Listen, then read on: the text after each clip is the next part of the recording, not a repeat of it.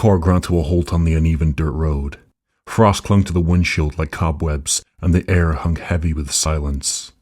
The vehicle's 4 occupants, Alice, Rob, Megan, and Lucas, who was clutching a large bag filled with wrapped gifts and songbooks, stepped out into the cold.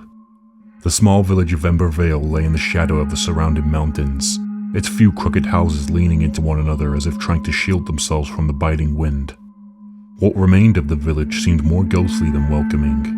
Windows covered with grimy, sagging curtains, doors patched with rotting wood, and chimneys exhaling weak trails of smoke, as though breathing their last few breaths. "This is quaint," Megan said, trying to keep the cheer in her voice despite the ominous setting. Her smile faltered as her gaze swept over the crumbling structures. Alice adjusted her scarf and pointed toward the nearest house. "Come on, let's bring some Christmas cheer. They probably haven't had a carol in years. Look how isolated these people are." Lucas hesitated, his gaze lingering on a hand-painted sign nailed to a splintered post at the town's edge. The paint was faded, but the words were clear. "Outsiders, turn back. Leave us in peace." "Guys," he started, but Rob waved him off. "It's just one of those cranky old warnings from those predictable horror movies. You know how some small towns are, insular, weird, and set in their ways. Let's spread some joy. They'll thank us for it eventually, and it will be an experience for us along the way." They walked into the heart of the village, or what passed for one. A snow-covered fountain stood in the center, dry and broken, its stone figure of a child clutching a lantern worn smooth by time. The child's face looked serious, grim even. The streets were eerily still, save for the occasional flutter of curtains. As they approached the first house, a figure emerged from the shadows. An old man, hunched and frail. He moved slowly toward them, leaning heavily on a cane. His face was lined with deep grooves, his expression a mix of warning and desperation. "Who the hell are you? You shouldn't have come," he rasped, his voice brittle as the wind. "You all need to get the hell out of here as soon as possible." Undeterred, Alice stepped forward, holding up a small, neatly wrapped gift. "Good morning, sir. We're just here to spread some holiday spirit. We've got gifts and carol—" The old man raised a trembling hand, silencing her. His eyes darted nervously around the village. "Holiday spirit?" he spat. "You don't know this place. You don't know the price we will have to pay for your ignorance." Alice examined the man's hand. His fingers were twisted and knotted like dead branches. The hand was unsteady, but when he spoke again, his voice was not. "You listen to me," he rasped. His eyes, dark pits set deep in his creased face, flickered with something feral. Fear, anger, or maybe just the weight of another hard winter. "Turn the hell around and go back to wherever you came from. You don't belong here."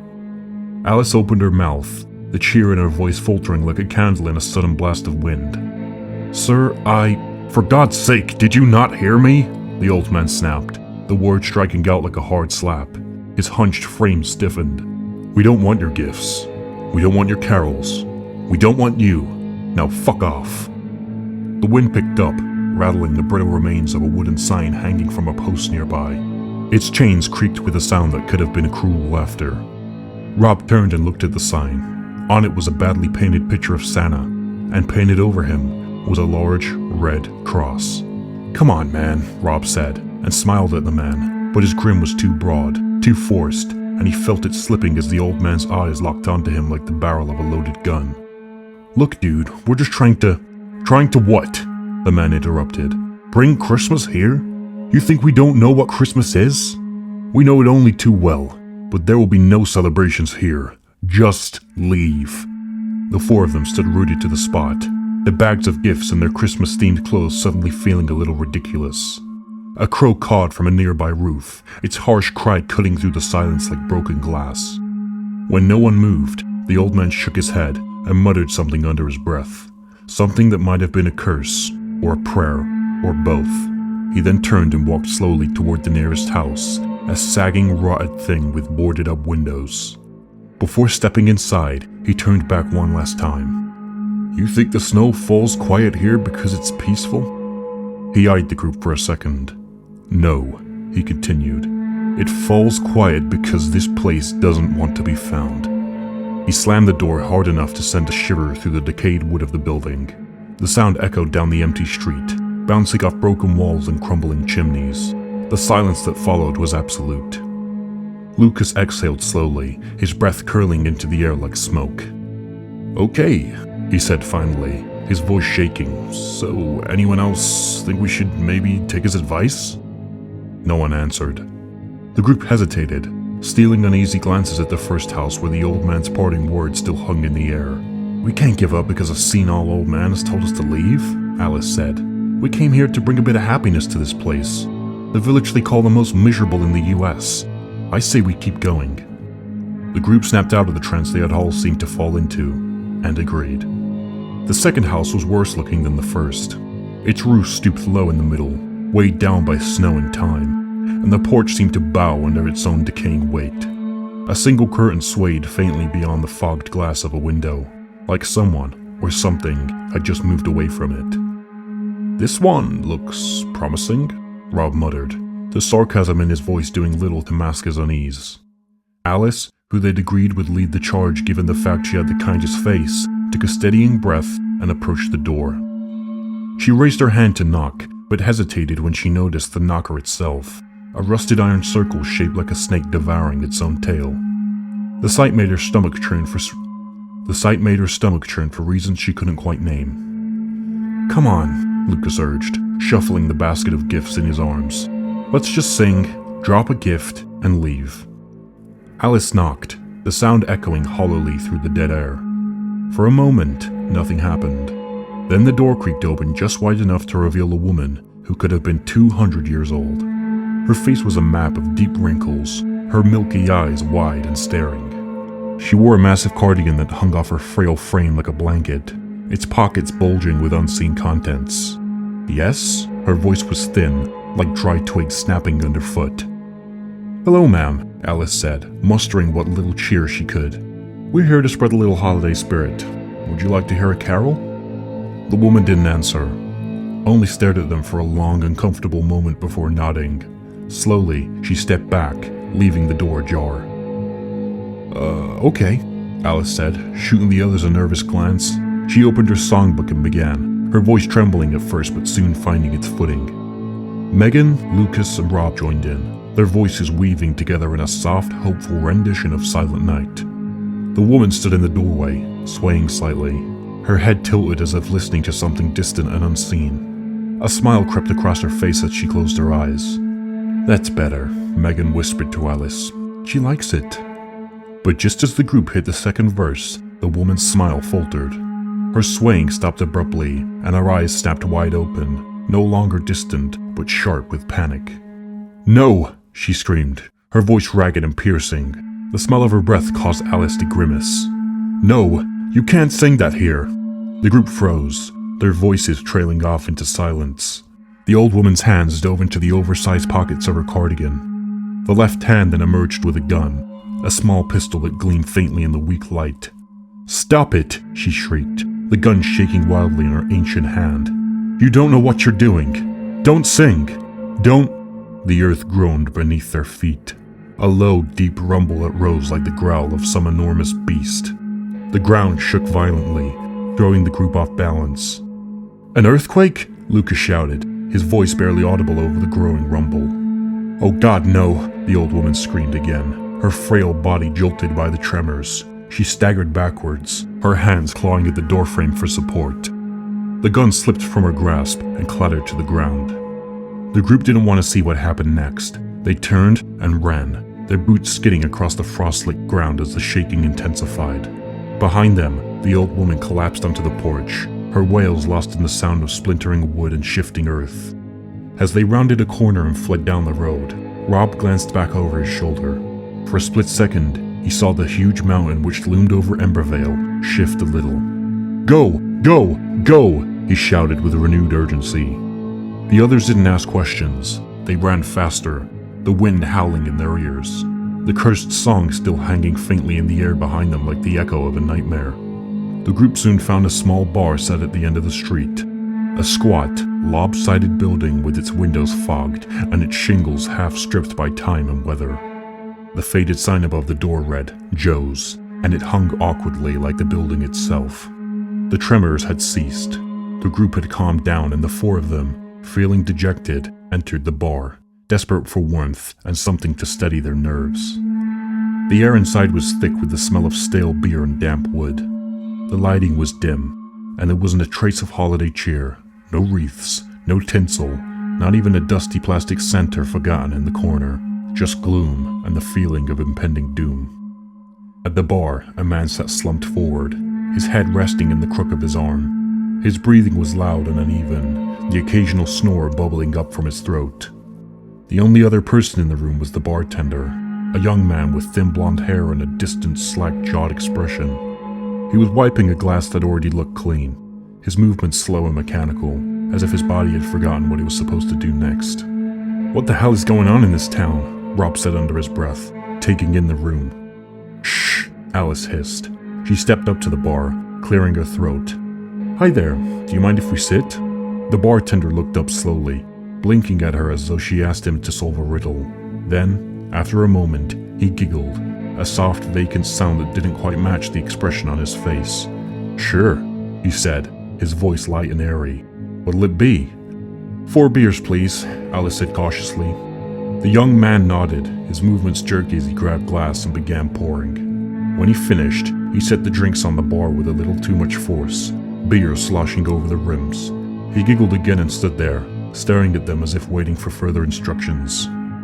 "Thanks," Rob said, grabbing one of the glasses. He leaned in toward the others, lowering his voice. "She's a few clowns short of a circus." "Shut up, don't be cruel," Megan whispered. The group carried their drinks to a table near the back, where the wooden chairs creaked ominously under their weight. They sat in silence for a while, sipping their beers and staring into the gloom. "Well," Lucas said finally, forcing a weak chuckle. "This isn't exactly what we had in mind, huh?" Alice sighed, rubbing her temples. "I thought we'd bring a little happiness to this place, but it's like they sure don't want it, like they're allergic to Christmas." Rob grinned, raising his glass. "Hey, at least we've got beer. That's something, right?" The others laughed softly, and for a moment, the tension eased. "Maybe we're overthinking it," Megan said. "Maybe this town's just different. Who knows? It's kind of funny when you think about it." "Funny?" Alice asked, smiling despite herself. "Yeah," Megan said. She straightened up, clearing her throat theatrically. "Maybe what they need is for us to bring the Christmas cheer, whether they want it or not." And before anyone could stop her, she began to sing. "We wish you a Merry Christmas." Alice rolled her eyes but then joined in, her voice soft and hesitant at first. Lucas and Rob followed suit, their voices blending in until the tiny bar echoed with a gentle melody. They were halfway through the second verse when the bartender appeared. Moving so suddenly and silently, it was as if he'd materialized out of the shadows. He wasn't giggling anymore. His face was tight with anger. His eyes were not like before, they were sharp. The slack-jawed daze replaced with a startling intensity and a clenched jaw. In his hands was a shotgun, the barrel pointed straight at the group. "No Christmas," he said. The group froze, their voices trailing off into silence. "Whoa, whoa," Rob said, raising his hands. "We were just singing, man. No harm done. There's no need for a gun." The young man shook his head, his knuckles white as he gripped the shotgun tighter. "No Christmas. You're stupid. This place is cursed. We can't leave. We're trapped. The demon lives in the mountain. He is trapped too, but still has power over us. We leave here, we die. If we celebrate Christmas, he draws power, and we all die. Everyone dies." Alice stood slowly, keeping her hands visible. "Okay," she said calmly. "We're leaving. See? We're leaving." She reached into the bag they'd just brought, pulling out a few wrapped gifts. "We'll just leave these here for—" "No fucking Christmas!" the bartender roared, shooting the gun toward the ceiling. The sound was deafening, causing the slumped men at the bar to sit up sharply, before looking around and then settle back into drunken stupor. The group scrambled to their feet, backing toward the door, but not before Alice set the whole bag of gifts on the table, but the young man lunged forward, knocking it to the floor with a growl.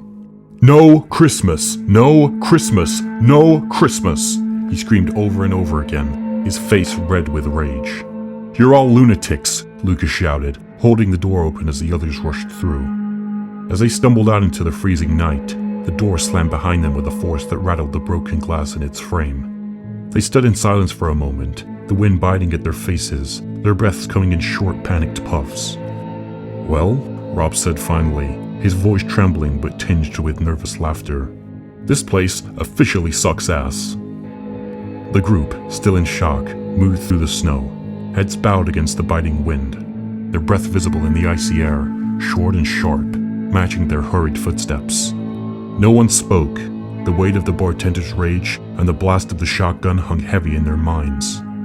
"We're almost there," Lucas muttered, pointing toward the faint silhouette of their car parked near the edge of town. Its frost-covered windows glinted dully under the weak moonlight. Behind them, the village lay quiet and still. The bar's doors closed. The whole place felt dead, and maybe it had been for a long time. "Well, these miserable bastards aren't going to ruin my Christmas," Alice said, before starting to sing Silent Night. And before long, the other members of the group had joined in, their mood lifting as they harmonized. Then, the ground moved. It started as a low vibration beneath their feet, subtle at first, but it quickly grew stronger, the snow trembling as if something alive just lay beneath its surface.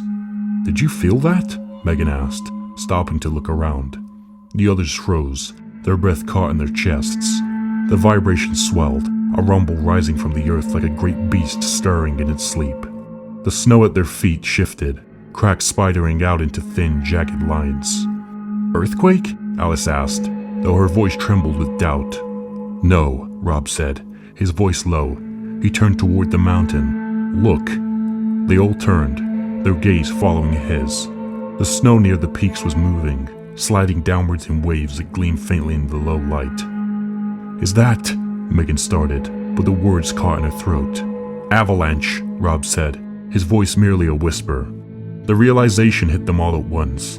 A massive wall of snow and ice roared down the mountain, tearing through the trees and gaining speed. It swallowed everything in its path, a tidal wave of white fury that seemed to grow larger with every second. "Run!" Lucas shouted, his voice cracking with panic. They bolted, feet slipping and sliding on the trembling ground. The car was just ahead, its headlights dusted with snow, but it might as well have been a mile away. Behind them, the avalanche thundered closer, the sound deafening, like the earth itself was breaking apart. Megan tripped after stepping in snow much deeper than she'd anticipated, falling onto her hands and knees. Alice grabbed her arm, yanking her to her feet just as the first wave of snow crashed into the edge of the village. The buildings crumbled instantly, swallowed whole by the onslaught. "Move!" Alice screamed, shoving Megan forward. The group scattered, instinct taking over. Lucas and Rob veered left, ducking into an alleyway between two collapsed buildings. Alice and Megan sprinted toward a cluster of trees on the far side of the road, their breath coming in ragged gasps. The snow surged forward, an unstoppable force that tore through the wood and stone like it was paper. "Lucas? Rob?" Alice screamed, glancing back just in time to see the alleyway collapse into a torrent of snow and debris. Her voice was lost in the roar of the avalanche, and she turned, dragging Megan forward. They reached the trees just as the avalanche swept over the road, the car vanishing beneath a tidal wave of white. Alice threw herself to the ground, pulling Megan down with her. The snow roared past them, close enough to feel the icy spray against their skin. Then, just as suddenly as it started, the avalanche stopped. The rumbling faded, replaced by an eerie silence that felt heavier than the snow. Alice lifted her head, gasping for air, her hands trembling as she looked around. The village was gone, buried beneath a pristine, undisturbed blanket of white. "Megan?" she said with a voice barely there anymore. "I'm here," Megan said, her own voice shaky. She sat up, her face pale and streaked with frost. "Where are the others?" Alice turned toward the alleyway where Lucas and Rob had been. There was nothing left but snow, smooth and unbroken. "No," she whispered, stumbling to her feet. "No, no, no." She ran toward the spot, drawing at the snow with her bare hands. "Lucas? Rob?" Megan pulled her back, tears streaming down her face. "Alice, stop! They're gone." Alice collapsed into the snow, her body shaking with sobs as the cold seeped into her skin. Above them, the mountain loomed, silent and imposing, as if it had never moved at all. The ground shifted once again beneath Alice and Megan, but this time, it wasn't the slow, rumbling tremor of the avalanche. It was a deep, resonant vibration, a sound that seemed to come not from below, but from inside the mountain itself. The two women clung to each other, their breath fogging in the icy air. "Is it another avalanche?" Megan whispered, her voice brittle. Alice shook her head, her eyes fixed on the mountain's peak. The snow there had stopped moving, but the mountain itself seemed alive. Cracks spidered across its surface, jagged and deep, and from within came a sound like a great stone heart splitting in two. The noise erupted, louder than anything Alice had ever heard, like the sky itself had broken. The peak of the mountain exploded, throwing snow and boulders high into the air. Dust and debris mushroomed into the sky, blotting out the low sun. From the shattered mountain, something began to rise. At first, it was impossible to comprehend. Just a shadow, a massive shape unfurling like a great ancient beast awakening after centuries of sleep.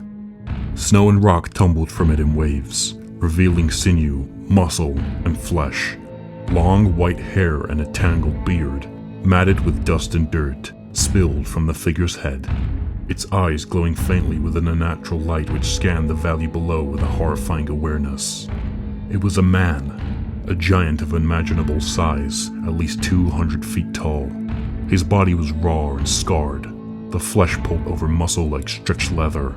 A tattered cloth hung low on his hips, and his every movement sent tremors through the earth. The giant stretched, a deep guttural growl escaping his throat as he shook himself free of the mountain's remains. The motion sent boulders and snow cascading down in a deadly rain. He opened his mouth and let out a scream. But it wasn't just a scream. It was a proclamation. An announcement that something ancient and terrible had returned to the world. "What the hell is that?" Megan gasped, clutching Alice's arms. Alice couldn't answer. Her throat had closed up, her mind spinning into a dark spiral of disbelief and primal fear. The giant stepped forward, his massive bare feet crushing any remnants of the village with ease. Houses, trees, even boulders, nothing stood a chance. His steps were slow but deliberate, and each one sent shockwaves ripping across the land. "He's coming this way," Megan said, her voice rising to a panicked pitch. She pulled at Alice, trying to drag her back toward the trees. "We have to move now." Alice stumbled after her legs barely responding. The sheer scale of the creature was paralyzing, a horror that transcended understanding. The giant was nearly upon them, his enormous feet kicking up snow and debris with every step. His glowing eyes passed over them briefly, as if they were no more significant than specks of dust in the vastness of the landscape. But his feet. The first step missed them by inches, the impact throwing them to the ground like ragdolls. Megan screamed, her voice raw, as the giant's other foot swung forward. "No!" Alice yelled, scrambling to her feet, but it was too late. The shadow of the foot fell over them, vast and inevitable. Megan's scream was cut off mid-shriek as the giant's foot came down, crushing them both in an instant. There was no pain, no time to process what had happened, just the overwhelming force, the complete erasure of their fragile forms. For a moment, their flattened bodies stuck to the sole of the giant's foot, grotesque smears of flesh and bone embedded in the gritty surface. The heat from the giant's flesh singed them, leaving dark, oily stains that clung like ghosts. Then, with another step, their remains peeled away, falling back to the snow as twisted, unrecognizable splatters. The giant didn't notice. He strode across the valley, his enormous frame disappearing into the horizon, his footsteps echoing like the drums of an approaching apocalypse. In his wake, the land was left scarred and empty, its silence as heavy as the snow that now blanketed the crushed remnants of the village. And somewhere in that silence, the echoes of the giant's scream lingered, promising that this was only the beginning.